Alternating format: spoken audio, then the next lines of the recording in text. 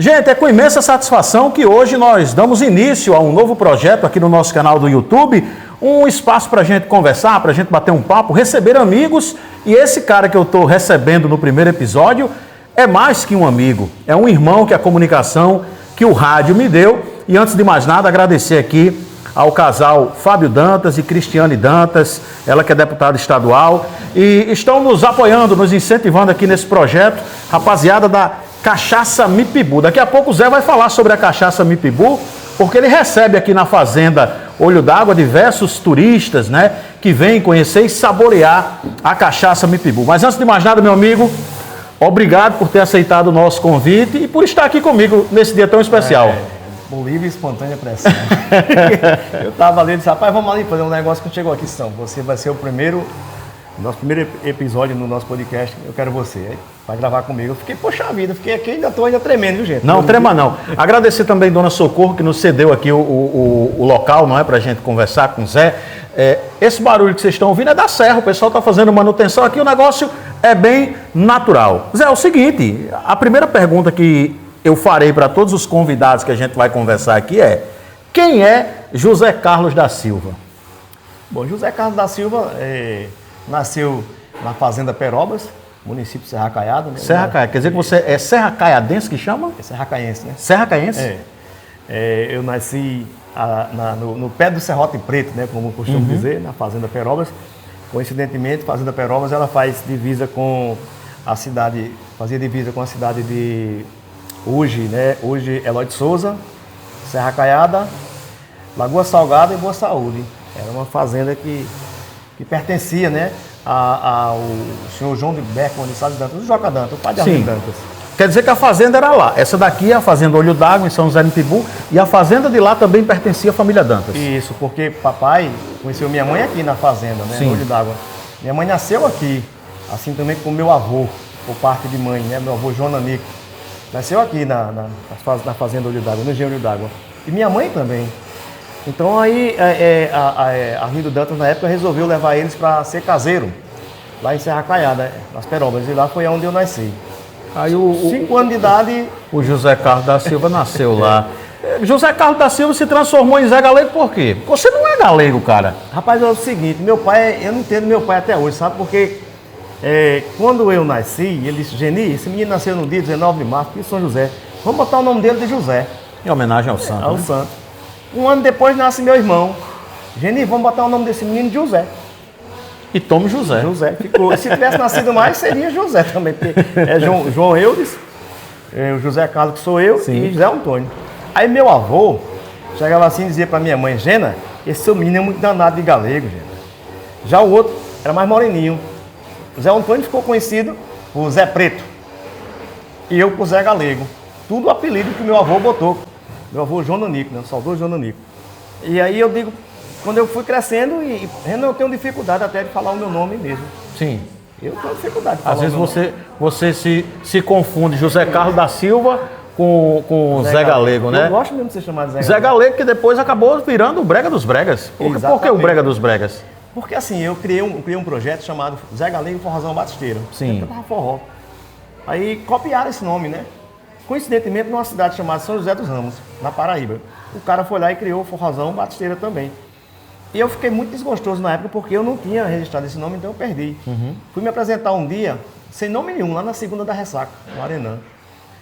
Eu, Nino Reis, né? Nino Acordeon, que é amigo da gente, Lucinil. Quando a gente chegou lá, eu fui abrir o show, aí comecei, e a partir de agora vocês vão curtir o melhor da música, o melhor do brega, comigo, Zé Galego, o Brega dos Bregas. Veio assim espontaneamente. E até hoje ninguém copiou, né? Até hoje ninguém copiou, é o único, o Brega dos Bregas. Zé Galego, o Brega dos Bregas. Zé, vamos começar a falar de comunicação. De onde veio esse amor, de onde foi que começou esse amor? Pela comunicação, claro, mas principalmente pelo rádio. Mas o amor pelo rádio eu tenho desde criança, porque papai era tão preguiçoso de um jeito, e passava o dia todo ouvindo rádio, né? Eu costumo dizer, pai, só era muito preguiçoso. Mãe levava a gente para roçado, para trabalhar, lá nas Perobas. Aí papai ficava o dia todinho, só eu chegava na hora que minha mãe estava saindo para casa, né? Papai ouvia muito rádio, papai era metido da sanfoneira, então ele tinha que estar sempre ouvindo a rádio. Tocava bem? Bem ruim. Bem ruim. Ele não ia assim. Só arranhava. Até hoje ele disse que toca. Sim. Aí papai gostava muito de rádio, então assim, a gente cresceu vendo essa coisa do rádio, né? Ele subia. Quando eu assisto aquele filme, O Filho de Francisco, eu lembro muito do papai fazendo aquilo. Botando aquela antena e buscando posicionar melhor o rádio para ouvir as rádios daquela época, que era a rádio difusora de Mossoró, a rádio rural de Natal. Naquela época só rádio AM, né, Zé? Só rádio AM. E assim a gente gostava demais. Eu fui crescendo nesse mundo, né? Eu já estava adolescente, eu ouvia muito o programa Batista de Andrade na Rádio Integração do Brejo. Ele é um grande radialista e hoje trabalha em Belém. É de onde essa rádio? Paraíba? É da Integração do Brejo, Belém, Paraíba, aquela região ali. E depois Fernando Oliveira, Rádio Araruna, né? Gostava demais de programa de poesias, né? Com Azaildo Azevedo, acho que esse é o nome dele, não estou enganado. E aquela paixão, mas a pessoa mesmo, que eu sempre fui louco, não tive a oportunidade de conhecer ainda, é o Bethânio Bezerra. Bethânio Bezerra, grande comunicador. E nós podemos dizer que você praticamente virou um apaixonado pelo rádio através do seu pai, ou seja, você se transformou, foi por osmose, digamos assim. Isso. Você ouvia seu pai ouvindo e acabou continuei, né? convivendo com aquele ambiente e se apaixonou. Quem é o comunicador assim? Claro, você já citou aí o nome do Bethânio Bezerra, mas outros caras que na época que você ouvia rádio lá na infância, na adolescência, você tem como inspiração até hoje? Coronel Bolachinha, Coronel Napoleão, Tom Borges, a patrulha da cidade, que tinha muita gente bacana, acho que era o Hélito Cavalcante. Você é da época do Coronel Ludogero também, né, Zé? Isso também, o Coronel Ludogero, né, e a tropa, e a gente ouvia muito, meu pai ouvia muito isso aí, a gente ficava encantado. Os discos Luiz Gonzaga, quando ia ser lançado, Abdias, que eu tenho duas paixões, né, o forró pé de serra, o forró raiz e o brega. O brega por parte da minha mãe, porque minha mãe toda a vida foi muito fã de Genival Santos, Roberto Miller, né, esses artistas aí. E eu me tornei um grande fã de Evaldo Freire. Para mim, o maior artista da música brega é Evaldo Freire. Me espelho assim nele, eu gosto demais das músicas dele. É assim também como o Bartol Galeno, mas o Evaldo Freire é diferenciado. Então esse mundo foi o mundo que eu me criei. Apaixonado por isso aí. Não, pra você ter ideia, cara, eu uma vez comprei um gravadorzinho, primeiro gravadorzinho, que chegava aqui do Paraguai, depois a gente subiu que era da China, né? Sim. E eu tive a oportunidade de me ouvir a primeira vez, eu gravar, né? Uma música que é uma música de Wilson Simonelli, acho que esse é o nome dele. Wilson Simonal? Não, é um artista da música brega. Você... Né, quer dizer que você se gravou não comunicando, e sim cantando. Cantando, né, rapaz? Eu lembro, foi a primeira... Depois eu lembro aqui o nome dele aqui, que era bem bacana a música, né? Você só pra me ver sofrer, só pra me ver chorar, me abandonou. Era esse cara, cantava. Primeira música que eu gravei, fiquei louco. Quando eu me ouvi, fiquei louco. Aí, sempre eu trabalhava de caseiro, eu ciscando folhas, eu assim cortando capim, limpando os custos, cuidando dos animais. Era vaqueiro, né? Leite. Porque hoje em dia todo mundo é vaqueiro, né? Mas era você era vaqueiro de verdade, raiz, né? Vaqueiro raiz, vaqueiro que amanhecia o dia ali, 4 da manhã, tá no curral tirando leite. Tem uns vaqueiros hoje em dia que é meio fake, né? São tudo playboy, né? Se você mandar ele arriar uma vaca, ele não sabe nem como amarrar o bezerro, não botar nem a vaca para apoiar, não sabe nem o que é isso. E aí, eu me criei nessa época aí, então assim, eu ficava ciscando folha para ir nesse trabalho e na minha mente, Renan, eu criava programas assim, como eu via o Bethânio Bezerra, né? Vem aí com vocês, Evaldo Freire, e agora com vocês, Selminha. E você já ficava ensaiando? Eu ficava ensaiando, eu me trancava às vezes no banheiro e ficava apresentando meus programas de rádio. Tinha um sonho maior do mundo, uma paixão. Cara, minha paixão era conhecer um radialista. O primeiro radialista que eu conheci em São José de Timbu foi Francisco Moura. Francisco Moura. Francisco Moura, eu pensava que não chegava lá com meio mundo de fruta para ele, só para ele me receber. Por incrível que pareça, o primeiro contato que eu tive na Rádio Olho d'Água e com o comunicador também foi com Francisco Moura. Aí foi Francisco Moura, na época tinha Messi Lima, né? Karen Varela, muito menina, mas uma grande profissional, o qual eu devo muito a Karen Varela. Karen começou novinha, né, cara? Ajudou muito na minha carreira como radialista, como comunicador. Aí, Renan, eu fui crescendo nesse mundo. A música veio antes do rádio, por quê? Porque uma certa vez eu estava trabalhando em Ceramirinha, eu trabalhava na fazenda de Igarapé, o saudoso senador Geraldo Melo. Eu trabalhava com Cláudio Queiroz Filho, que era o meu encarregado. E, final de semana assim, tinha um rapaz que matava porco lá na Ilha Bela, uma usina que tinha até, estava só no finalzinho, tinha parado, mas o pessoal já morava lá. E o cara matava porco. E assim, quando a gente ia para lá comprar carne de porco, geralmente tinha um cara com violão e uma cachaçinha, naquela época eu bebia. E uma vez, eu todo envergonhado, pedi para cantar uma música. Aí o cara, rapaz, qual a música? Eu digo, qualquer uma. Você conhece a Valdo Pedro? Ele disse, eu toco todas. Aí ele disse, vou puxar uma aqui. Aí começou, ele disse, você foi a mulher que eu amava e hoje vive a zombar de mim. Eu disse, rapaz, pelo amor de Deus, esse cara é um cantor. Rapaz, você é um cantor. Eu comecei todo final de semana e entrou na minha mente que eu era cantor. Né? Aí quando eu voltei para São José, eu tive a oportunidade de conhecer Nino, através de Elcio Bandeirão, e tive a oportunidade de gravar minha primeira música, que foi uma música intitulada Melô da Sapatão. Tá? Inclusive eu quero dizer... Hoje em dia você não pode nem tocar, cantar mais essa música, né? Não posso nem cantar, né? Mas era mais ou menos uma música que... Na época deu problema para você ou não? Quando eu cheguei em casa e procurei a minha mulher, os vizinhos me falaram da minha decepção. Eu fiquei como louco, quebrei a mesa, o armário e o fogão. Saí no meio da rua, querendo encontrar. Aí foi um sucesso, rapaz. Veio outras músicas, né? A gente quando grava a primeira... Aí, mas você fez a letra, mas a história é verdadeira, no caso, é verdadeira. Aconteceu comigo isso aí. E assim, eu escrevia as músicas, levava lá para Nino. Tim Maia, desculpa te interromper, Zé, Tim Maia sempre dizia que o cara, para ser um bom compositor, ele tem que ter vivido aquela experiência, né? Exatamente. Todas as experiências, todas as músicas que são composições minhas, eu vivi, né? Uma vez eu estava num evento ali na Caieiras, aí chegou uma menina e botou uma cachaça na mesa e disse assim, mulher que se garante toma cachaça. Quando eu cheguei em casa eu escrevi, a mulher que se garante toma cachaça, passa a noite no forró e nunca fica de graça. Escrevi essa música e assim, o que eu ouvia, na época eu gravava muito, escrevia muito dinho político também, a mente era muito boa. Aí foi quando um dia eu conheci Henrique Ricardo, num evento que estava tendo na Câmara Municipal de Vereadores. A Voz de Veludo. Em Nízia Floresta. Fernando Zé Ramírez me apresentou a ele. Ele disse, rapaz, eu tenho um sonho muito grande, que eu já acompanhava, né? Eu acompanhava o programa de brega da rádio, né? Acho que era Top Brega. Aí depois entrou Carlão, pai de Carlos, sabe Carlinhos aí, um abraço para você e para Carlão. Ele tinha saído, aí ficou aquela vaga aberta. Aí eu encontrei Nilson. Rapaz, como é que a gente faz para entrar? Ele disse, rapaz, é o seguinte, você conhece alguma coisa? Eu disse, rapaz, eu conheço. Eu comecei a falar. Porque assim, eu sou um cara que eu gravo sempre o nome do compositor. Eu gosto muito de valorizar o compositor. Eu acho que eu fui um dos primeiros caras que falei que a música que diz assim, valeu o boi, valeu o vaqueiro na pegada do povo brasileiro. É de Olinto Potiguar. Quando eu falei, foi um dos primeiros artistas que começou a falar isso aí. E assim, Zé, venhamos e convenhamos.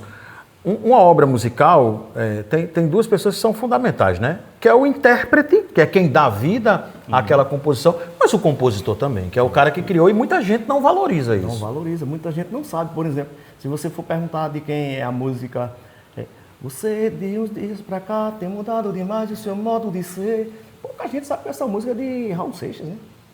Pra você ter ideia. Então eu sempre busquei muito valorizar o compositor. Aí Nilson se encantou com aquilo ali. Disse, mas se você quiser ter uma vaga lá para você. Dá certo, eu fiquei animado. Renan, eu trabalhava com um senhor chamado Romildo Gonzaga, inspetor da Polícia Rodoviária Federal. Ele tinha uma granja que botou o nome da granja Zé Ramírez, lá no Bonfim. Onde hoje é granja dois amigos, dois irmãos, não sei. Aí ele vinha de Recife, passava o final de semana, passava uma semana e voltava. E quando ele saía, deixava já o pagamento tudinho ali, o pagamento tudinho. Aí quando ele viajou, deixou meu pagamento, tirei para São José do Mipibu. Eu cheguei em São José, procurei Nilson. Disse, rapaz, e aquela proposta lá que você fez, tal? Disse, tá, dá certo, se dá. Disse, pô, tá aqui o dinheiro. Peguei o dinheiro do meu mês todo, do meu salário, e já fui pagando o espaço, né? Que é um espaço cultural. Porque naquela época eu precisava de pessoas para operar, que eu não sabia. Sim, claro. Eu nunca tinha visto nenhum computador de perto na minha vida. Uma rádio mesmo, ela sendo comunitária, mas ela tem despesas, né, Zé? Tem muitas. Naquela época eram muitas despesas. Hoje, naquela época não existia a internet, mas você tinha que comprar os CDs, tinha que ter o Tudo CD, era muito manual, né? E o cara tinha que ter o trabalho todinho de colocar aquele CD na playlist. Tudo era difícil. Aí, acho que foi R$200 na época. R$200, em 2010 mais ou menos, R$200. Aí eu digo, cheguei em casa calado. Aí disse, à noite você vem para gravar, tá bom. A chamada. Quando foi à noite, eu fui gravar. Aí que cheguei lá, nervoso. Vamos lá, começa aí. Eu disse, alô meus amigos e minhas amigas. quero fazer um convite especial para você. Vem fazer parte do meu clube. Clube do Brega, com Zé Galego. Agora aqui nas tardes da Olho d'Água FM. Era mais ou menos assim. Eu não falava tão bem, né? O português era muito ruim, como eu nunca aprendi a falar a palavra clube normal. Eu sempre errei essa palavra, né? A pronúncia sempre sai errada. Aí eu convênio quando até hoje, né? E aí, no domingo, isso foi na quarta-feira, na quinta-feira de manhã, eu aumentei o rádio logo cedo no maior volume. Quando saiu a minha vinheta, olá meus amigos e minhas amigas, aqui é o Zé Galego, passando aqui para convidar você para fazer parte do meu clube. Meu irmão, o pessoal em casa começou a olhar assim, disse, não acredito. Eu disse, mas eu vou realizar meu sonho. Isso a vinheta na sua voz, né? Gravado na sua voz. Né? Eu devo muito favor a Nilson, ele me ajudou demais. Aí quando o pessoal aí se espalhou, cara, todo mundo impressionado, pensando assim, quem é esse cara, que já me conhecia também. Pai, esse é o filho de Antônio Lélio, do Bonfim. E no domingo eu fui estrear. Renan, o terceiro programa eu já tirei de apoios o dinheiro que eu tinha pagado, que tinha investido, né? E tornou-se um dos maiores programas da cidade. É 20 anos de Clube do Brega. Ainda tem um ouvinte do mesmo primeiro programa ainda. E, cara, era uma coisa incrível. Na época, eu tinha ajuda eu tinha que ter uma pessoa para atender o telefone, porque era tanta ligação, tanto pedido, que não tinha. O pessoal também se admirava, porque todo brega que o pessoal pedia, eu tinha aqui na minha playlist, que eu já vinha há muito tempo. E juntando isso aí, e eu ia muito na banca dos CDs, buscar aqueles MP3 dos artistas, né, das músicas. E foi aí onde começou a misturar no rádio. Fiquei com o Clube do Brega, só no domingo. Depois tive a oportunidade de ir para a Goianinha FM, também com o mesmo projeto. Aí quando eu cheguei na Goianinha FM, eu era empregado nessa época, emprego, carteira assinada e tudo. E surgiu uma oportunidade, o Chicão apresentava um programa lá. E surgiu a oportunidade também de apresentar um programa de manhã cedo. E eu criei o Bom Dia Goianinha. Eu saía daqui da Lagoa do Bonfim todo dia, 3 horas da manhã. Quando dava 4 horas, eu estava começando. Esse programa é para começar de 5. Eu disse, não, eu quero começar de 4. Mas para quem acordava de madrugada para tirar leite, para cuidar isso aí é fichinha aí. Eu quero começar de 4 horas. Assim, porque aí, não, rapaz, é muito cedo. Não, eu quero começar de 4 horas. Então, 4 horas em ponto, eu estava lá. Estava lá. E foi assim um bocado. Acordando o povo de Goianinha. Acordando o povo. E fui crescendo. E vocês não têm ideia. Certa vez, a primeira vez que eu fui com o Zé lá em Goianinha, o que Zé na época era conhecido lá no meio do povo, no comércio. Esse dia foi bom demais para mim. Eu que gosto de uma garapa danada, não paguei absolutamente nada. Zé era tido como um rei lá na cidade de Goianinha. Tive um ator da Rede Globo na época que a novela fazia sucesso. E aí eu fui criando nome, aí criei também o Café com Ouvinte, Café com os Ouvintes, que era muito bom lá, uma audiência incrível. Aí eu depois criei o programa Versos e Cantorias, que até hoje ainda passa lá, que era só um programa de viola, né, de violeiros. Aí vem a cereja do bolo. Amanheci um dia meio desorientado, eu gosto muito, né? Ainda hoje eu ouço muito a Anacreta, o Reinaldo Anacreta, o Chumbo Grosso. E eu ouvi o programa daquele cara e digo, rapaz, eu vou apresentar um programa policial. Programa policial. Aí cheguei pro diretor e disse, rapaz, você me paga por mês tanto aí, eu vou fazer o seguinte, você me doa deixa eu apresentar o programa comando, programa policial, e fica tudo que eu fico com meus apoios e você não precisa mais pagar nada, eu ainda continuo apresentando os outros programas. Ele disse, tá certo, eu já tinha saído do emprego, já estava praticamente morando em Goiânia. Aí criei o Comando 90, programa policial. Em 2014, 2015, eu chegava a tirar por mês quase 5 mil reais de apoios culturais. O programa estourou de um jeito, aí foi que eu fiquei famoso, né?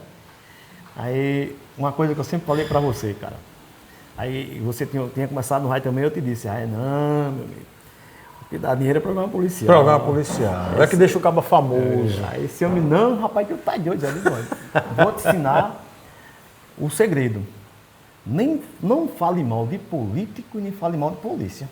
E você vai estar sossegado. E Renan criou o Alerta Geral e sucesso, né? E aí eu, com o comando 90, um certo dia chegou lá uma pessoa lá, uma autoridade, falou de outra autoridade no programa lá e deu errado. Aí deu errado. Tiraram o programa do ar. Aí tiraram o programa do ar. Olha, gente, Zé falou aqui de uma coisa, que você fez uma música, né? Que viu uma mulher que chegou e pronunciou uma frase, que mulher de verdade tinha que beber cachaça, aquele negócio. A cachaça, ela faz parte da cultura brasileira, não é? da economia cultural, vende a cana-de-açúcar, como tantas outras culturas, como a cultura do café, a do milho, a da soja. E eu sei que Zé pode falar desse assunto sem problema nenhum, porque ele fala abertamente. E hoje ele trabalha mostrando aos turistas que vêm conhecer São José de Mipibu a cachaça Mipibu. O pessoal vem conhecer o engenho, conhece aqui a casa que nós estamos, a história dessa cachaça. Porém, Zé Galego hoje ele não bebe. O detalhe é esse, que ele fala da cachaça, ele faz a propaganda da cachaça, mas ele não bebe, porque você já teve problema com bebida no passado. Sim, né, eu Zé? sou um alcoólatra, né? Eu vivo um alcoólatra em recuperação. Faz 20 anos que eu não... Que a minha vida, eu costumo dizer que eu nasci depois que eu parei, né, de beber. Que na verdade eu parei, mas não deixei de ser alcoólatra. Se você botar na cabeça que você não é mais alcoólatra, você vai voltar a beber, né? E eu não posso beber de maneira nenhuma, porque eu sou um doente em recuperação. Eu tenho essa consciência. E minha vida se transformou, né? Hoje você vê um ser humano completamente restaurado. Eu busquei simplesmente tirar da minha vida a questão do vício, né? O alcoolismo. Mesmo sabendo que eu sou viciado, que eu sou doente. Só não provo. Não tomando o primeiro gole, eu não vou beber nunca, cara. Então, isso, falo pra você com toda sinceridade. A melhor cachaça do mundo tá aqui. E essas duas aqui que a gente tem na mesa, quais são, Zé? Aqui é uma cachaça muito bacana, ela foi recém-lançada aqui, é de madeira brasileira, linda, né, a cor. IP, né? É IP amarelo, é uma cachaça IP. Daqui a pouco, quando terminar aqui, eu vou provar. Vou ali no engenho e vou provar, porque se provasse antes, aí ia trocar o nome aqui, ia trocar tudo. Né? Eu estou dirigindo, eu levo o carro dele. Mipibu Cachaça IP. Essa cachaça é maravilhosa, muito boa, muito bem aceita por quem vem aqui visitar. Mas essa daqui é a cachaça mais premiada do Brasil.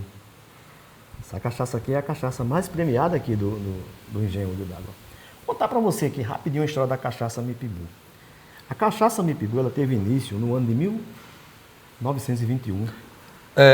Interrompendo, Zé, e só lembrando para o pessoal que está assistindo a gente, viu? Essa daqui não tem metanol, não. Essa aqui a gente tá uma discussão grande de metanol aí, mas essa daqui é pura, viu? É verdadeira, viu? É coisa que a gente confia. Você no outro dia não sente nenhuma dor na unha, quanto mais ressaca. Então a história da cachaça Mipibu, ela começou no ano de 1921.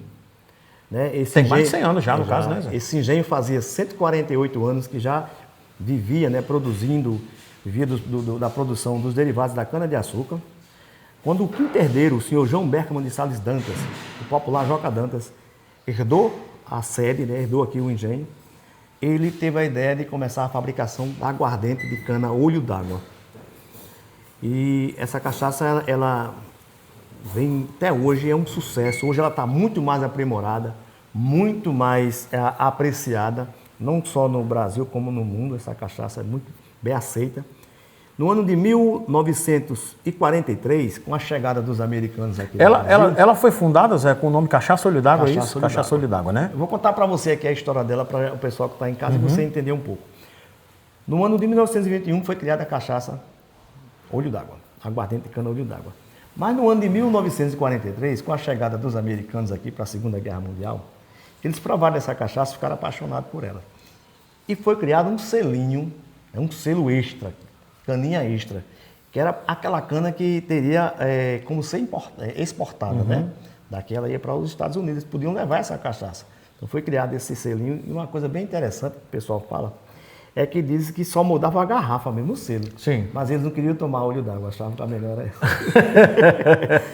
No ano de 1998, a família resolveu homenagear. Sim, mas a caninha extra ficou o selo, mas a Olho d'Água continuou. Mas já no ano de 1998, a família resolveu homenagear o fundador, o criador da cachaça, colocando Cachaça Berkman. No ano de 2019, assim como o nome Mipibu significa surgir subitamente, o nome veio à mente de Fábio assim, foi uma coisa que ele foi dormir e amanheceu o dia com o pensamento da cachaça Mipibu. E uma homenagem belíssima e justíssima, né, na nossa cidade. Foi uma coisa impressionante, né? Porque é um produto de muita boa qualidade, muito boa aceitação. Então foi criada a cachaça Mipibu. Essa cachaça que vocês estão vendo aqui é o malte whisky japonês. O malte whisky. Essa cachaça, no meio, olha, diz que Minas Gerais é o país, é o estado da cachaça. Essa cachaça ganhou 2 vezes lá em Minas, 2 medalhas de ouro no mesmo evento. Eu não estou lembrado se foi em São Paulo, se foi no Rio, ela ganhou mais uma medalha de ouro. E em Bruxelas, o mundo, né? Todo Quer dizer que ganhou fora do Brasil também? Medalha de prata. Então essa é a segunda melhor cachaça do mundo. Meu amigo, é premiada de verdade. Você falou aí, Zé, em surgir subitamente. Hoje nós estamos fazendo esse primeiro programa no dia 15 de outubro, véspera do aniversário da nossa cidade. Amanhã São José completa 180 anos de história. De onde vem esse nome Mipibu, que muitas pessoas perguntam, e hoje Zé Galego ele pode falar com propriedade porque ele é funcionário público municipal, é servidor da Secretaria Municipal de Turismo, trabalhou muito tempo na Secretaria Municipal de Cultura e ele recebe semanalmente aqui turistas, né, o pessoal do turismo pedagógico, as crianças que vêm conhecer a belíssima história de São José de Mipibu. Aí ele diz assim, eu não sou historiador. Eu disse, então você é contador de história, meu amigo. De onde é que surgiu o nome da cidade, Zé? Não, a cidade de São José de Mipibu, ela teve o seu início lá pelo ano de 1630. 1630. Com a chegada dos jesuítas da Companhia de Jesus Cristo, de Dom Inácio de Loyola. Eles andavam o mundo todo, né, levando essas missões para catequizar. Catequizando, né? Catequizando os povos originários que moravam nos difíceis acessos. E eles iam, formavam aqueles acampamentos, aquelas missões, aqueles aldeamentos. E foi aí onde surgiu, né, o aldeamento Mopebu. Falam-se que os Mopebus eram uma tribo de homens muito fortes, de guerreiros muito fortes. Os Mopebus. Existem alguns historiadores, né, que Câmara Cascudo, por exemplo, falou que Mopebu talvez fosse algo que eles pudessem carregar água, mas já existem outros, né, que falam o seguinte, que Mopebu significa rastro grande. Rastro grande. Rastro grande, que seria uma espécie de lanças, né, eram índios flecheiros, índios lanceiros, que eles, quando eles lançavam essas lanças dentro das florestas contra os seus inimigos ou até mesmo para caçar, aquela lança fazia um rastro grande, quebrando tudo, né? Então daí de onde a história de onde surgiu o nome Mopebu. Mopebu, que consequentemente vem o Mipibu. Já segundo o Câmara Cascudo, Mipibu significa surgir subitamente. Os povos Mopebus foram dormir e ali não tinha nada, e quando chegaram no outro dia tinha surgido o rio Mipibu. Então a nossa cidade vem dali. Durante um bom tempo, o povoado Mopebu, o aldeamento, foi crescendo, e ficou num tamanho gigante, em que criou-se a Vila Imperial. Né? No ano de 1762, precisamente no dia 22 de fevereiro de 1762, foi então criado a Vila de São José do Rio Grande. São José, em homenagem ao príncipe Dom José, príncipe de Portugal naquela época, e que era devoto de São José, o santo, né? O pai de Jesus Cristo aqui na terra. E então criou São José do Rio Grande. São José do Rio Grande. E Rio Grande por conta do rio Potengi. Porque o homem branco chamava o rio Potengi Rio Grande. Porque se você andar em todo o nosso litoral, você não vai encontrar um rio maior do que o rio Potengi no nosso litoral. Então era o Rio Grande. E Rio Potengi significa Rio dos Camarões, na língua tupi-guarani. E daí foi quando começou toda a história de São José do Mipibu, né? 83 anos depois, a vila foi elevada à categoria de cidade. Falam-se que durante 10 anos era a cidade de Mipibu. Mipibu chegou a ser cogitada a ser a capital do estado, né? Estado do Rio Grande do Norte, por conta da quantidade de pessoas que moravam aqui. O primeiro engenho que se tem conhecimento no município de São José, segundo está no livro da historiadora Lúcia Amaral, o livro Engenhos, teria sido pelo senhor Baltazar Gonçalves de Sá, no ano de 1636. Já no ano de 1736. Já no ano de 1762, já se contava aqui no Vale do Capió, como era conhecido, cerca de 22 engenhocas funcionando. Esse engenho que nós estamos, ele teria sido fundado no ano de 1773 essa propriedade foi doada através do processo de Seis Marias ao senhor, um português por nome de Miguel Ribeiro Dantas. E essa propriedade aqui, esse engenho nunca saiu da família, sempre pertenceu à família Ribeiro Dantas. Já está na sexta geração e com certeza vai continuar por muitas gerações aí. Esse Ribeiro Dantas é o que chamam de Barão de Mipibu? Não? Existe uma diferença, sabe? Existe uma coisa bem interessante sobre essa questão do nome Miguel Ribeiro Dantas. O português Miguel Ribeiro Dantas foi o primeiro proprietário do engenho d'água. Miguel Ribeiro Dantas, que tornou-se o Barão de Mipibu, é neto dele. O nome de Miguel Ribeiro Dantas, Barão, foi uma homenagem ao avô, o senhor José da Silva Leite, que era o pai de Barão, que casou com a filha do Miguel Ribeiro Dantas, porque Miguel Ribeiro Dantas, o primeiro dono aqui do Olho d'Água, teve 6 filhos. Eram 5 meninas, 5 moças e um rapaz. Foi o rapaz que herdou isso aqui. Mas acho que a dona Joana Maria Ribeiro Dantas casou com José da Silva Leite, tiveram um filho, e o pai, né, resolveu homenagear o sogro, que já tinha até falecido de 3 a 4 anos, então botou o mesmo nome no filho. E ele tornou-se um dos homens mais ricos no estado, né? Ele tornou-se uma pessoa muito conhecida, muito rico, um grande produtor, um grande homem, também foi político, foi um coronel da guarda, acho que é guarda, me foge o nome aqui agora. Imperial? Não, era a polícia daquela época, sim, né, do município. Ele foi coronel, foi vereador. Foi ele também quem construiu a escola Barão de Mipibu. As pessoas falam que ele construiu a escola e foi por isso que ganhou o título. Não, mas quando ele construiu a escola, ele já tinha o título. Ele não tinha um título ainda. Sim. Ele recebeu o título depois. E ele teve um filho. Casou com a prima, Seramirim, teve um único filho. Coincidentemente, colocaram o mesmo nome, Miguel Ribeiro Dantas. Então tem Miguel Ribeiro Dantas, o português, Miguel Ribeiro Dantas, o Barão, que já é neto do português. E o Miguel Ribeiro Dantas, que é bisneto do português. Bisneto do português. E tornou-se muito conhecido como o Senhor do Diamante. Um homem riquíssimo. Porque além de ter dado a fortuna do Barão de Mipibu... Esse conviveu por aqui também ou não, mais para Seramirim? Ele sempre conviveu em Seramirim, com a família materna. Porque quando o Barão casou, ficou lá uns dias, quis trazer a esposa dele para cá, para São José, mas ela não quis vir. Ele deixou ela lá e veio cuidar das coisas dele, porque ele sempre foi apaixonado pelo engenho Lagoa do Fundo, pela propriedade dele, as propriedades que ele tinha aqui. Mas aí o filho, né, ele teve um filho com ela quando ele ficou grávida. E o Miguel Ribeiro Dantas, o Senhor do Diamante, tornou-se um dos caras mais ricos também daqui da região, porque ele herdou a fortuna do Barão de Mipibu, o pai. Ele herdou a fortuna da mãe, por parte do senhor Antônio Bento Viana, que foi o fundador da cidade de Seramirim. O primeiro engenho de Seramirim foi ele quem construiu, né? O senhor Antônio Bento Viana.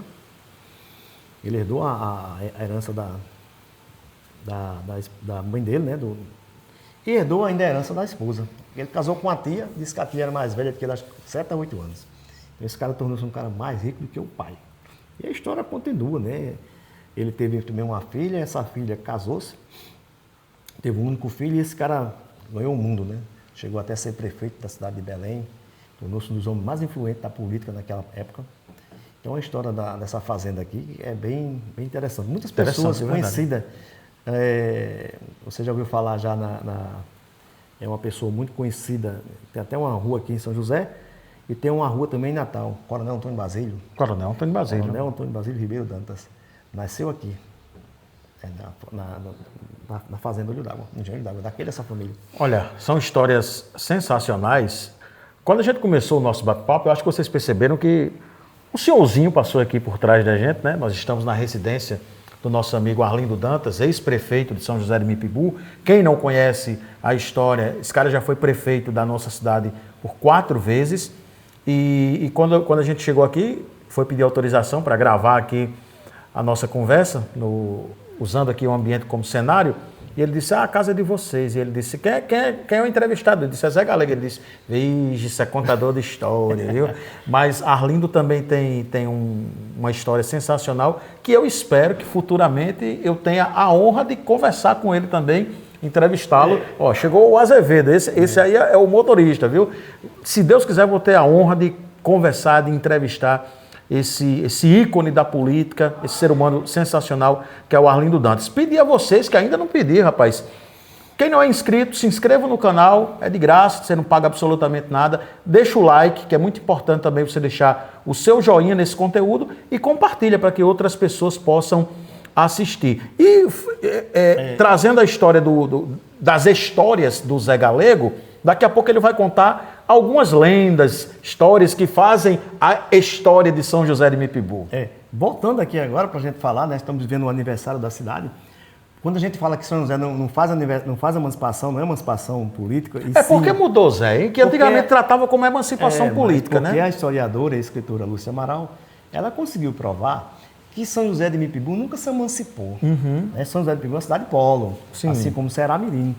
O que acontece é o seguinte: no dia 16 de outubro de 1845, a Vila Imperial mudaria para a cidade de São José do Mipibu. Como eu falei aqui, durante 10 anos, eu acho que seria a cidade de Mipibu. Então aí é o seguinte, e na verdade, Renan, não é, a gente vê muita gente, é o que está escrito, está nos postos, em tudo quanto é canto, como São José de Mipibu. Mas o correto é São José do Mipibu. Do Mipibu. Porque é São José do Rio Mipibu. Sim. Não é São José de Rio Mipibu. Isso aí um dia tem que ser consertado. São José do Mipibu. Então, essa história da nossa cidade vem daí. Ela nunca foi, quando ela foi criada, ela desde que tornou-se um aldeamento, vila, tornou-se cidade e nunca se emancipou. Ao contrário de Santa Cruz, conhecido como Santa Cruz do Inharé, que era município de São José. Fazia parte de São José de Mipibu. Foi a primeira cidade que se emancipou. A cidade de Níger foi a segunda. Monte Alegre foi a penúltima e Veracruz a terceira. Aí dentro disso aí você ainda tem, né? Por exemplo, você tem cidades como Tangará, cidades como o próprio São José de Campestre, São José, cidades como Lagoa de Pedras. Essas cidades todas faziam um círculo, fazia parte dali desse município. São José talvez talvez não, com certeza tem a área que era de São José de Mipibu dentro desses municípios que eu citei aqui. Então, São José era um município gigante quando foi criado. Vamos falar um pouquinho das histórias, porque não tem como falar de São José de Mipibu sem falar sobre as histórias, as lendas. Hoje a gente pode, que isso é sim uma riqueza muito grande, cultural também. Qual é a principal lenda aqui da nossa cidade, Zé, na sua opinião? Olha, Renan, a gente vê o pessoal falar muito da procissão das almas, né? A procissão das almas é uma lenda que existe em boa parte do mundo. No caso, a procissão das almas, que eu cresci ouvindo minha mãe contar essa história, ela não é uma coisa exclusiva de São José de Mipibu. Não é exclusiva de São Do Mipibu. Não é uma coisa exclusiva daqui, da nossa cidade. Ela é uma coisa mundial, assim como a lenda do lobisomem, né? Existem fatos que aconteceram na nossa cidade, né? Sobre lobisomens, sobre esses mal-assomos que o pessoal falava muito, né? Mas em São José tem, por exemplo, a lenda do Rio Pituba. Mas já que você falou e é uma das mais conhecidas, principalmente para a criançada, para o pessoal mais adolescente que não conhece, conta aí como é essa história da lenda da procissão das almas. A procissão das almas seria uma pessoa que não acreditava, né? Muita gente falava dessa procissão e essa pessoa não acreditava que isso existia, que era uma mentira, né? E certa vez ela se deparou com a procissão e quando o trajeto ia passando, uma daquelas pessoas que fazia parte da procissão entregou para ela uma vela. Era no centro aqui da cidade, Zé? Isso. Disse que foi ali de frente à igreja. De frente à igreja. E essa pessoa, uma daquelas mulheres que estavam participando daquela procissão, foi lá e entregou uma vela para ela. E ela pegou a vela e segurou, né? E assistiu todo o trajeto da procissão. Eu estou resumindo. Quando chegou em casa, que se deparou, era um osso humano, né? Não era uma vela. Não era uma vela. E daí passou a acreditar. Eu estou resumindo aqui, gente, porque tem muito detalhe sobre essa lenda. Eu gosto mais de focar nas lendas que realmente são nossas. Sim. Como a lenda da Lagoa do Bonfim, né? A cobra da Lagoa do Bonfim. A lenda do Rio Pituba. Tem uma cobra mesmo ali, homem, será? Você que morou muitos anos na beira daquela lagoa, você viu alguma vez, pelo menos o lombo, o espinhaço da cobra? 46 anos. Eu morei até hoje, né? Meu pai mora lá vizinho. Não. Não, né, Zé? Nunca vi nada disso aí. Se eu dissesse que eu vi, eu mentia. Conhecia pessoas que viram. Teve pescadores que chegaram assim e diziam, rapaz, Passei agora para jogar o lance, né? Porque os pescadores antigamente, eles pescavam de tarrafa, eles faziam o quê? Eles pegavam um cupim, jogavam lá dentro da lagoa e botavam uma vara aqui, chamava pesqueiro. Então daqui a pouco eu vou dar um lance. Ele vinha com a tarrafa e cobria aquele cupim e ali pegava muito peixe.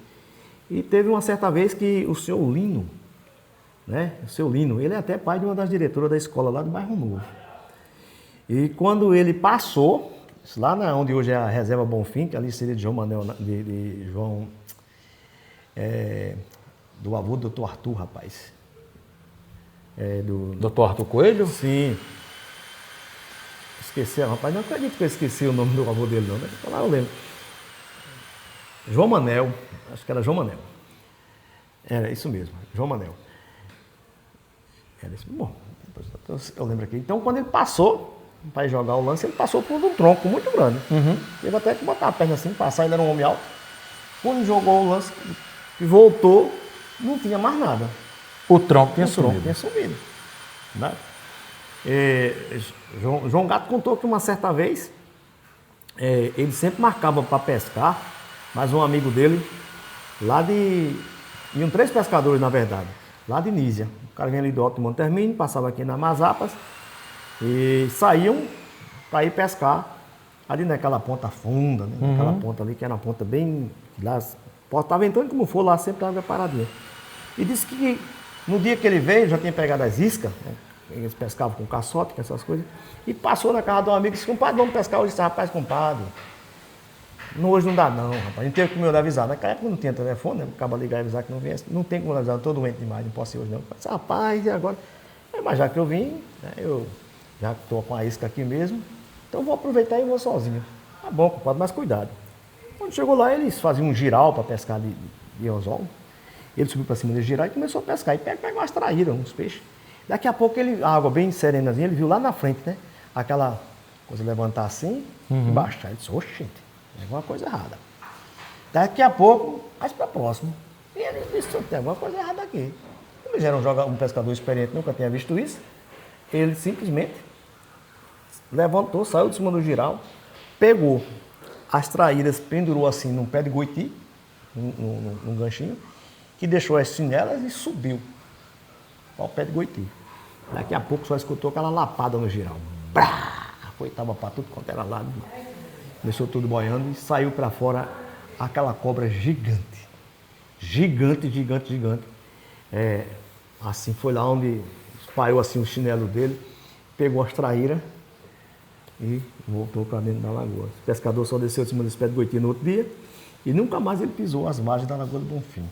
Ficou com medo, né? Ficou com medo. Mas surgiu de onde, Zé, essa lenda? Como é que começou essa história? Essa história é o seguinte: seriam 2 crianças, né, que estavam ouvindo história dos avós. Eles não eram batizados, eles eram pagãos, né, naquela época. E ouvindo as histórias dos avós, e o avô contou uma história que a água tinha nome, né? Se você pegasse uma cuia virgem, muita gente hoje não sabe o que é cuia, né? Cuia vem de um cabaço, que antigamente era uma coisa muito utilitária, hoje virou de cunho decorativo, né? Mas antigamente era necessário. Então, quando você pegava uma cuia virgem, que nunca tinha sido usada, você emborcasse ela em cima da nascente da água e começasse a bater e chamar pelo nome, Maria, Maria, Maria, Maria, tinha 7 vezes, tinha todo o ritual, aquela água surgia subitamente. E eles ficaram ouvindo essas histórias e um certo dia chegaram para pegar água na cacimba do Puxi, que já era tarde, né? Acordaram tarde, e quando chegaram, boa parte da comunidade já tinha pegado água e a cacimba estava bem rasinha, não era seca. E aí eles disseram, e aí Manel disse: Maria, a cacimba está seca. Aí Maria disse: Manel, vamos fazer aquilo que vovô disse. Tu tá doido, mas isso não dá certo não. Vai em casa lá. Vovô cortou uma cuia nova ontem lá, tá virgem, ninguém usou ainda, vai buscar. Manel fez carreira, voltou com a cuia. Quando chegou lá, justamente na nascente do Puxi aqui, ele chegou, virou a cuia e começou a bater, fazendo aquele ritual que o avô tinha falado. Daqui a pouco, Renan, começou a água a surgir. Mas surgiu de uma maneira muito violenta. Eles correram para um lado, a água acompanhou, correram para o outro, a água acompanhou e terminaram correndo para 7 lados. Por isso que a Lagoa do Bonfim também é conhecida como a Lagoa das 7 Pontas. E a água teria coberto eles e eles teriam se encantado. E teriam virado serpentes. E alguns anos depois começou a aparecer, né, a comer os animais das pessoas. E a comunidade muito assombrada, muito nervosa com o que estava Então quer dizer que não é só uma cobra, são duas. Eram duas, né? Aí, para você entender a história, alguns anos para frente, o pessoal começou a perceber que seus animais estavam sumidos, né? Estavam sendo devorados por algum animal. Uma pessoa pastorou e viu que era realmente uma cobra gigante. Vieram até o povoado Mopebu, a aldeia Mopebu na época. Os frades capuchinhos já estavam ali já fazendo o seu trabalho, porque depois de jesuítas vieram os capuchinhos. Ficaram até o ano de 1762. Então, o pessoal da comunidade veio e um desses frades foram lá celebrar uma missa. Sério. Ouviu a história e disse, vamos lá celebrar uma missa. Possa ser que sejam as crianças que desapareceram. Estão encantadas. Quando chegaram lá, ali perto onde é a doutora, acho que até uma vez eu lhe mostrei o canto, eles montaram um altar e começou a celebração da missa. Daqui a pouco a lagoa ficou bem parecendo um espelho e começou a aparecer vários peixinhos bonitos, coloridos, vários peixes. E veio de dentro da lagoa aquela serpente gigante. Ela saiu, veio até onde estava o altar feito ali e na frente do altar ela se enrolou e ficou aqui. O padre todo tremendo celebrou a missa e a batizou, né? Seria a Maria, a cobra fêmea. Manel não saiu. E depois que ela era batizada, ela voltou para dentro da lagoa e ali parou de sumir mais os animais. Mas aqui, lá desaparecia um, mas um tempo depois encontraram do outro lado da lagoa, numa ponta que chama-se Ponta do Forte, a alçada de uma cobra que seria gigante. Diz que de uma vértebra para outra dava para você fazer um pilão de tão grande que era. E até hoje, Maria continua dentro da Lagoa do Bonfim. Ela surge todo dia 3 de maio. Ela surge no meio da lagoa e ela primeira vez ela sobe de cor, uma cor dourada, né? uma cor mais voltada para digamos, uma cor bronze. Depois ela sobe uma cor prateada e por último uma cor ouro. E daí ela só volta a aparecer no mês de maio do próximo ano. E ela continua lá até hoje. Muitas pessoas na antiguidade, né, pessoas que viveram há 200 anos atrás, reafirmavam de pé junto que muitas vezes viram a cobra, viram também tachos cheios de ouro, cheios de joias, e as pessoas iam entrando ali para pegar e quando estavam no conta morriam afogadas, né? Gente, são histórias como essa que eu acredito que são sensacionais e vale muito a pena a gente abordar aqui nesse nosso bate-papo. A gente já está chegando no finalzinho. Antes, quem quiser conhecer mais histórias, quiser conhecer São José de Mipibu e a região, porque Zé ele não conta só a história de São José, ele conta também das cidades vizinhas. Aproveita para seguir nas redes sociais, né? O Instagram, Zé? É Zé Galego Comunicador. Zé Galego Comunicador, não tem erro não. Procura o velho lá que você vai encontrar ele. Agradecer mais uma vez o pessoal da Cachaça Mipibu, nosso amigo Fábio Dantas, a Cristiane Dantas, a todos que fazem aqui a Fazenda Olho d'Água, nosso amigo Alexandre Dantas também, o casal, os anfitriões aqui, Dona Socorro, seu Arlindo. Nosso vice-prefeito, né? O nosso vice-prefeito Bruno Dantas também, gente da melhor qualidade, a toda essa família maravilhosa e agradecer a você, cara, agradecer a você por ter participado, por ter aberto um pouco da sua vida, para quem não conhecia aqui, contar um pouco de quem é o José Carlos da Silva e, consequentemente, o Zé Galego, o artista Zé Galego, né? Acredito que sua família deve ter muito orgulho de você, porque ele sempre faz questão de dizer isso, um cara semi-analfabeto, que venceu na vida, que sem precisar puxar o tapete de ninguém, absolutamente ninguém, diariamente está aí tentando aprender, tentando conquistar novos conhecimentos. Eu acho que a vida é assim, né, Zé? É uma roleta, você tem que estar aprendendo todo instante, né? Eu nunca, jamais na minha vida eu vou E quem me botou nessa cachorrada aqui de comunicação em redes sociais, essas coisas, foi ele, que eu era muito reticente.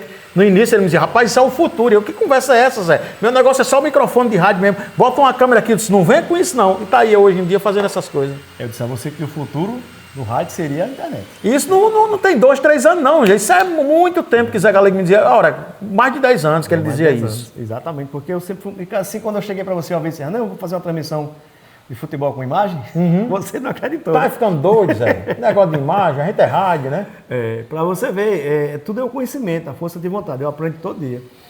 O maior fã que eu tenho é minha mãe, né? Minha mãe é uma pessoa que gosta muito. Essa semana passada eu tive a oportunidade de passar no programa do nosso amigo Alanzinho. Ele pagou o almoço? Ele disse que ia pagar o almoço. Ninguém almoçou. E Alanzinho me ajuda. 6 horas a gente trabalhando. Me ajuda, Alanzinho. Mas aí foi gratificante. E minha mãe ficou emocionada me vendo, né? Do lado, porque minha mãe também é fã demais de Alanzinho. Então é isso aí, cara. A gente tem que aprender todos os dias. A vida é uma constante. Se você não aprender, agora algo que você nunca deve fazer na vida é você tentar conseguir as coisas prejudicando os outros.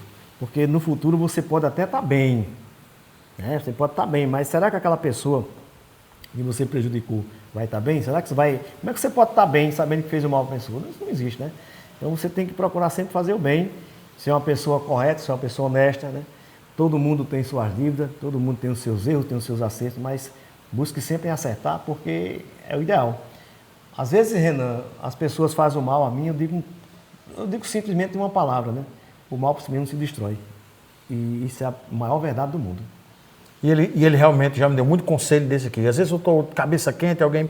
Homem, se acalma. Quando ele diz o se acalma, eu tenho mais raiva ainda, sabe? Disse, meu irmão, se acalma, que o mal por si só se destrói. Gente, mais uma vez, Zé, te agradecer. Foi um prazer esse primeiro episódio. Semanalmente a gente vai tentar sempre trazer novos convidados aqui. Agradecer a parceria aí, mais uma vez. O pessoal aqui, ó, da Cachaça Mipibu. Você que não conhece ainda, você que nunca experimentou, nunca saboreou, quando vier visitar São José de Mipibu, venha no engenho, na Fazenda Olho d'Água, conhecer a Cachaça Mipibu, que aqui pode degustar, inclusive, né, Zé? Sim, sim. Tá Clécio, tá toda a rapaziada. Nós temos aqui aproximadamente, acho que é 17 cachaças. Porque é o seguinte, pessoal, essa cachaça aqui que vocês estão vendo, ela é de uma safra tal. Quando essa safra aqui acabar, quem comprou, comprou. Quem não comprou, não compra mais. Vai ter que esperar mais 4 anos para vir outra safra. Então, a cachaça daqui é desse jeito. Você, por exemplo, uma cachaça que aqui não durou quase anos foi a canela amarela. O pessoal chega, cadê a canela? Não tem. Não tem mais, porque aqui ninguém faz, ninguém aqui, como é que a gente pode dizer? A gente quer a qualidade, não é quantidade. Né? É isso aí. É isso. Minha gente, um abraço. Você que não está inscrito, se inscreva no canal, compartilhe o link, deixa o like e interaja de montão aqui. Valeu, até o próximo episódio. Valeu, pessoal.